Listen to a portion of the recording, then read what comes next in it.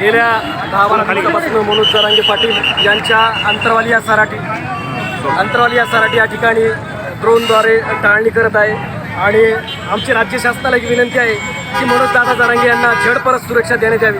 त्याचं कारण म्हणजे की गेल्या अनेक दिवसापासून त्यांच्यावर वाच ठेवण्याचं काम कोणते तरी नतभ्रष्ट लोक करत आहेत। आमची राज्य शासनाला आज रास्ता रोकोच्या माध्यमातून एक रास्त मागणी आहे की त्यांनी जे टहाळणी करत आहेत त्याच्यावरती कारवाई केली पाहिजे आणि त्याचं कारण त्यांनी स्पष्ट केलं पाहिजे की ही टहाळणी कशासाठी आपण करतोय। त्यामुळे आज या ठिकाणी जिजाऊ चौक या ठिकाणी सकळ मराठा समाजाच्या वतीनं रास्ता रोको आंदोलन या ठिकाणी करण्यात आलं। एबीपी माझा, उघडा डोळे बघा नीट।